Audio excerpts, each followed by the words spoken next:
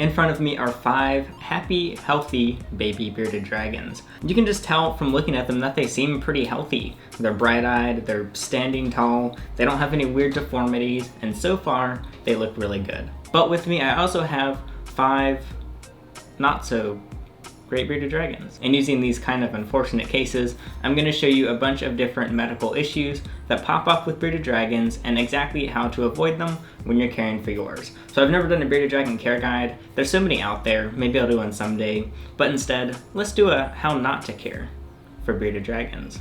Before we get into the specific issues with the adults that I have, I do want to talk about the babies a bit.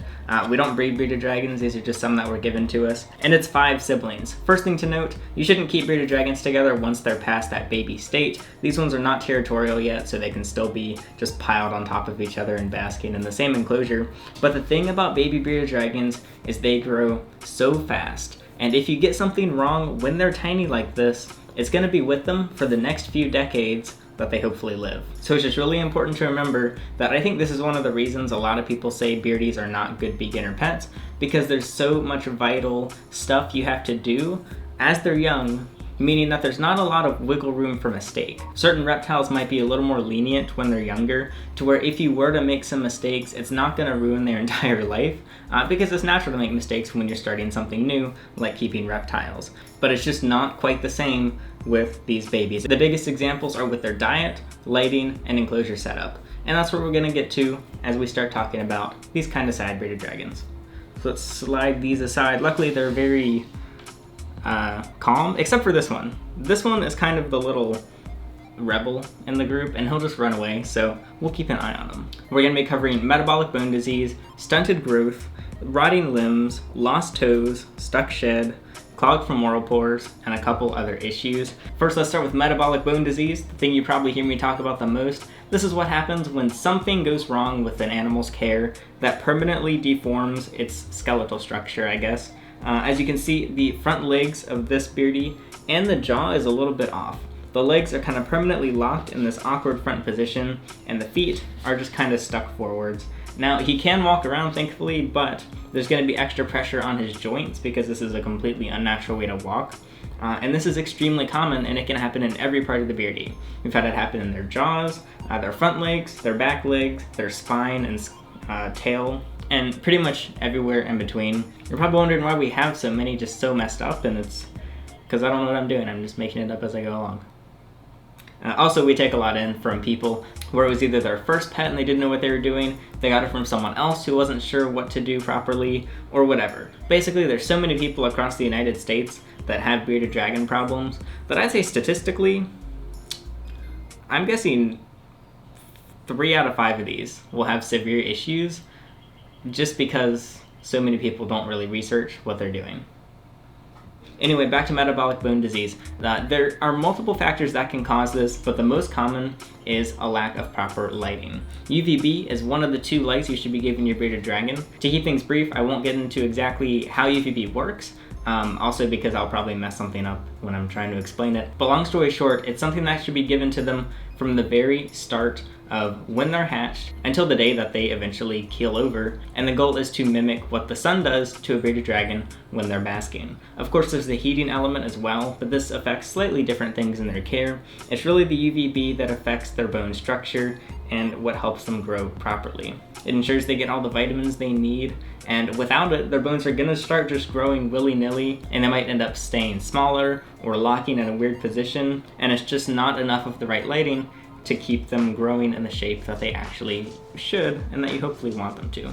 There's kind of various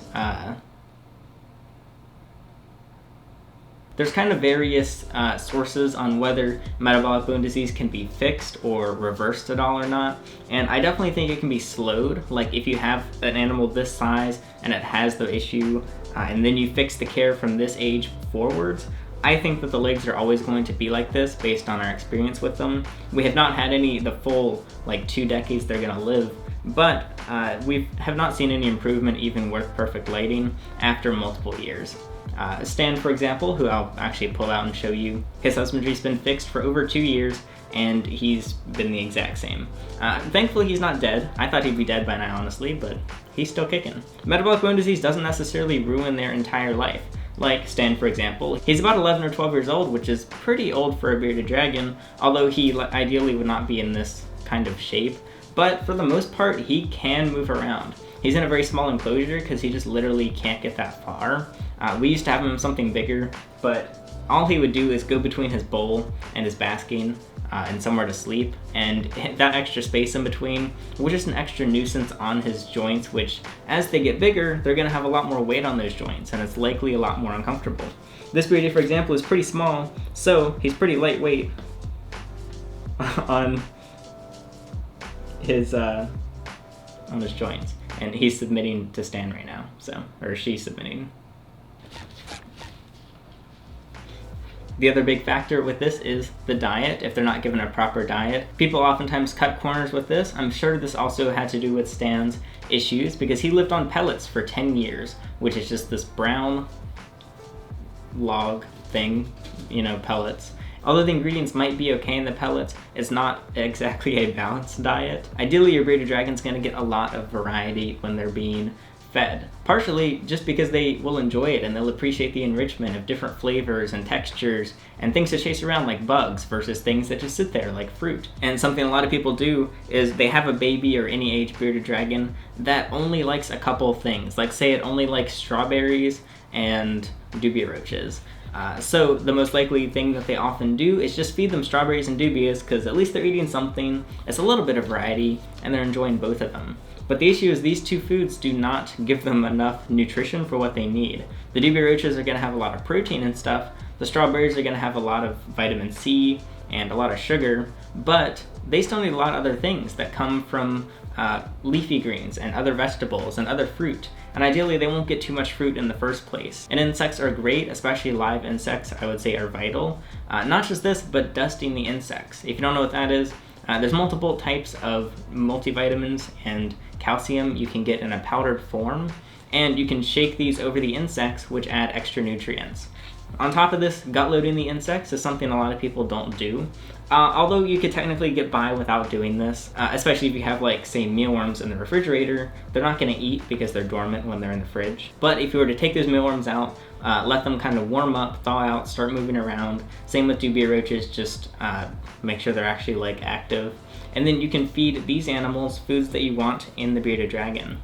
For example, collard greens is a great one to give beardies, so give the dubias and mealworms collard greens, and then you are loading their gut full of nutrients. And then when the bearded dragons eat these insects, they're going to enjoy both the nutrients in the bug and the nutrients that the bug ate. For the vitamins, we do 2 parts calcium, 1 part multivitamin. We use the Herptivite multivitamin. It's worked just fine for us, and it's pretty cheap, and the bottle lasts a couple years before it expires, but we go through a lot of it.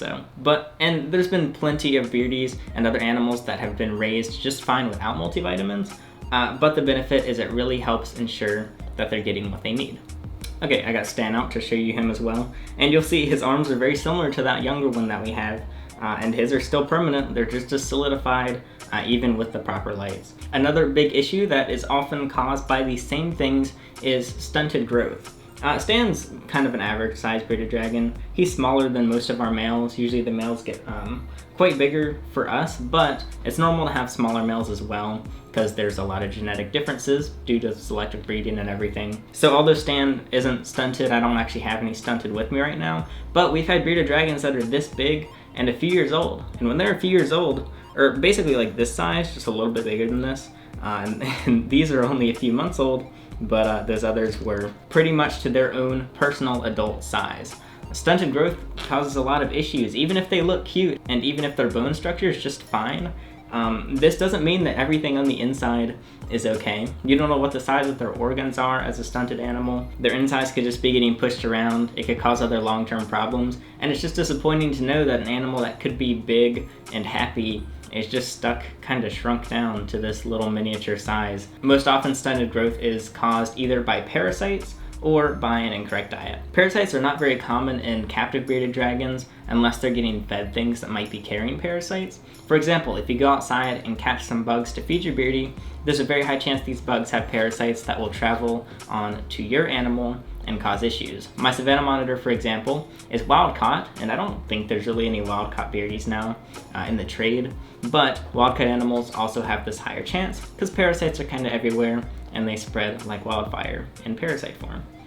It's kind of gross. But this caused my Savannah monitor's growth to likely be stunted, and although she's still growing quite a lot, she's definitely not to the size that she would have been, even though she's already been treated for the parasites and they're completely gone now. She's just very behind on that growth because they do most of their growth, like bearded dragons, early on. But beardies do it early on even quicker. So if a baby has parasites and the parasites are eating away at all the nutrients that the beardie's eating, then it's not going to be able to take advantage of the opportunity of growth that it had. On the other hand, a lack of nutrition is obviously just going to cause the animal to be malnourished. There's even a chance that it'll be a normal weight, but because it wasn't getting the right vitamins and maybe it was just super fatty stuff, it couldn't actually develop its bones and muscles in the right way, so it ends up staying super small. Thankfully, Stan is not a little shrimp. He's just got all of his own problems going on. Probably most of them are in his head.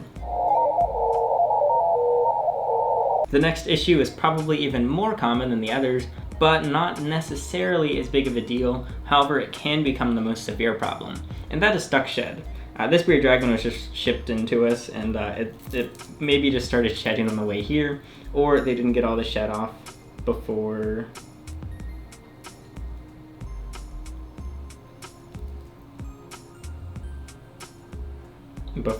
he came here.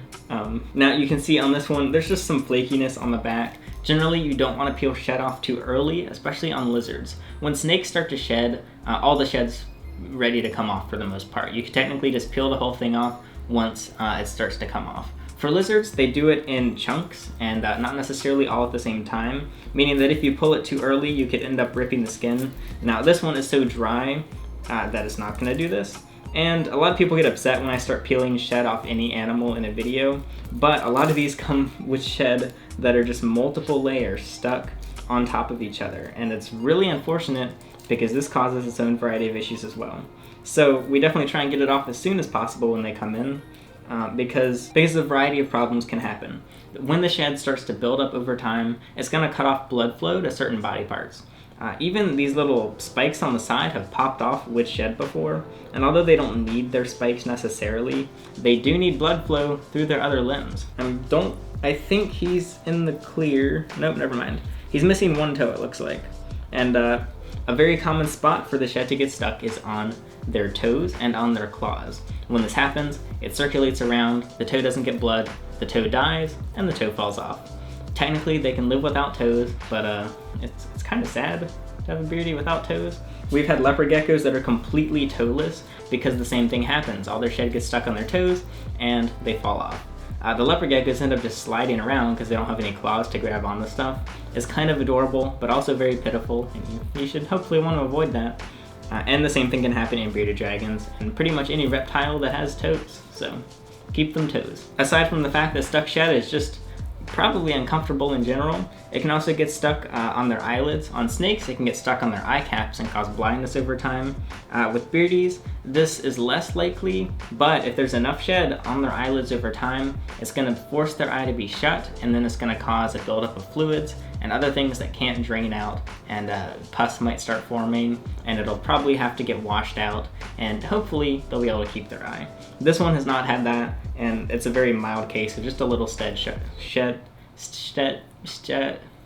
stuck on it. But I also had an example of what happens when it's worse than that. That loss of blood flow can also cause body parts to be necrotic and require them to be removed, because you don't want a dead limb on you. That can cause some severe issues in the future. For example, we've had this happen with crested geckos, where they, for some reason, were necrotic on their tail when we got them, and so we ended up just forcing them to pop their tails. Thankfully, crested geckos, they just come off naturally. It's their one of their defense mechanisms where they just drop it if they think they're under attack or in danger.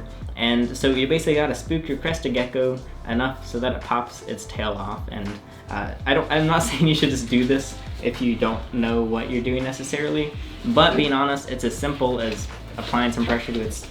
Okay, these two aren't gonna get along, hold on. I'm gonna hold them under the table. But it's as simple as just applying pressure to the tail until it pops off, because this can spread up the body and eventually kill the crested gecko. But you cannot do this with lizards like bearded dragons that don't drop their tails on their own, and for that reason they're gonna have to be professionally removed if that limb has started to die off. The same thing can happen in its toes, feet, legs, and thankfully he'll be able to keep all those, but this bearded dragon does not have a full tail because the end was completely dead and rotting off. And that rot can grow up its tail and eventually kill him, so he had to get it off as soon as possible. Thankfully, this one's healing just fine, and he's bandaged just to make sure nothing gets in it and that it can heal fully closed. And Stan, is he trying to eat Betty? What's he doing?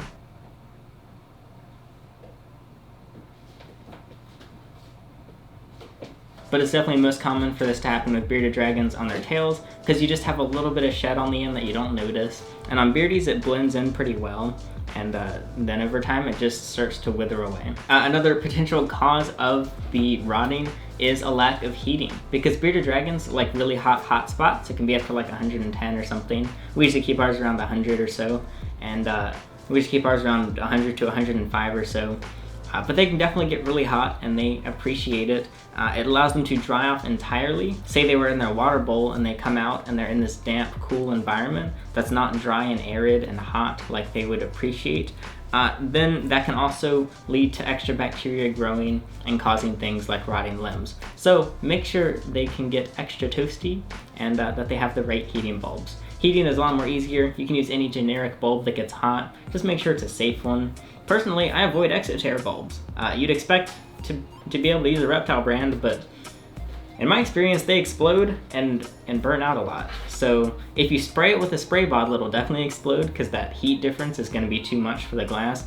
But we've had them just explode with no contact. I'll be standing here, a bulb just launches itself out of the out of the lamp.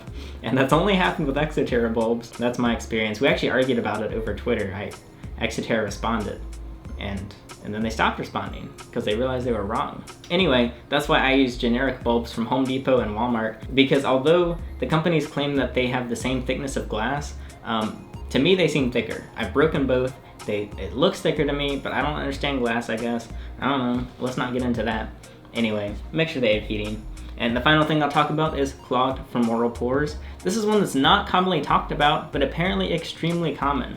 I'm gonna throw in basically how we fix it in this video, but I think it's also worth having its own video because the videos right now on clogged femoral pores on YouTube are not helpful at all. Femoral pores, I don't know if these might be too small to actually have them. Male bearded dragons will have these little holes on their femurs. They secrete fluids from this, they mark stuff with it, but the fluid can get clogged over time. What I've noticed with this is it most commonly happens with beardies on the wrong substrate, specifically on something loose like sand, calci sand, walnut shells, stuff like that can literally get clogged in these holes. As it clogs, the oils get backed up and dry out. They continue to dry, but they keep secreting more of it to the point that it's sticking out or visible, or it just stretches their pore to the point that it's clearly uncomfortable. Ideally, these are going to be clear and the fluids can just naturally come out, or oil. It's just a tiny amount. You won't even be able to see the oil, but you want them to be able to secrete whatever they want. So that's why it's good to make sure they're clear, and it's the easiest to do this by using a non-loose substrate like tile, paper towel, maybe reptile carpet. I don't really like reptile carpet, but you could use it. It's kind of hard to keep clean, or even just some sort of plastic or something that does not get clogged in there.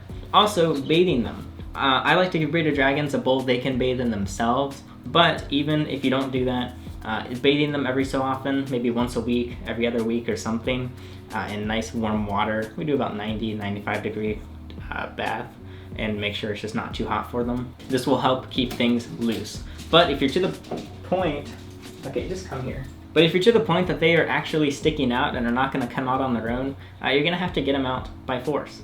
On YouTube, there are videos using like a toothbrush and using like Neutrogena products and trying to like lube it up and get them out, but that did not work for us because they are so bad. So we literally have to forcefully push them out by hand. We give them a nice warm bath, get them as loose as we can, and this is weird terminology, and then squeeze.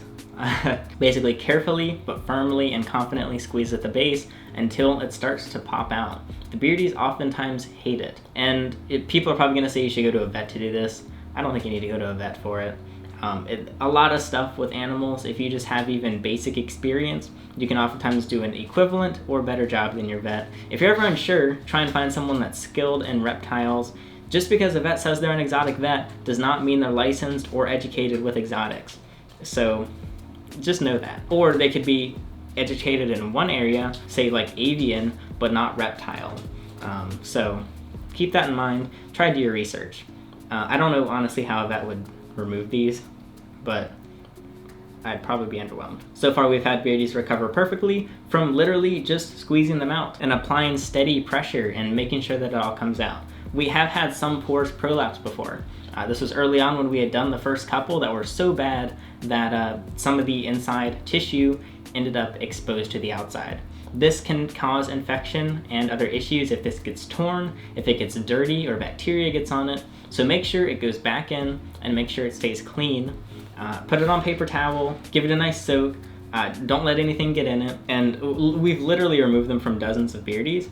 And so we have had a couple that end up bleeding just a couple drops. These pores will sometimes be in the weirdest shapes that they can literally cut the beardie from the inside, we've experienced. And you want to avoid that, but it's better to just get the pore out in my opinion. Once they come out, they can be either super tiny or super massive, and it's satisfying, I'll be honest, but I get that it can be scary. Also keep in mind, beardies hate being on their backs. So try and give them breaks if they're on their backs. I like to try and do it with 2 people, hold them like this, and go to town. So clogged femoral pores, you might be wondering what are the long-term issues that this causes? Well, if it's bad enough, it can end up just completely destroying their bottom femurs, or only femurs, and essentially getting so large that it just starts ripping their skin. So it's not fun, and you should avoid that. So those are the most common issues that I see with all the bearded dragons we have coming in. If you do need to rehome something to us, you can visit emeraldscales.com/rehome. We do have a waiting list, but we'll do our best to get you here, because there are a lot of animals that need to come in. Also, these guys are either already available or will be available on Emerald Scales soon for sale. Stan is not, he's a permanent dude here, but some of the other sad ones that you saw will be available as well as they continue to improve, and we make sure that they can at least live pretty happy lives and that their quality of life is good. If I either upload this video before uploading these, or if these are already sold, whatever, you can go to emeraldscales.com, join the newsletter, and get notified when new animals are up. Whoa. I'm not wearing it, but you can buy merchandise with link below, and support my videos on Patreon if you want to get early access, a private Discord server, message me privately, and a bunch of other stuff. Good luck with your beardie endeavors. Feel free to ask questions in the comments and answer other people's questions if you know the answers, because I can't get back to most of the questions. That's everything. This is Stan. These are a bunch of babies. Boink. I'm Alex, and thanks for watching.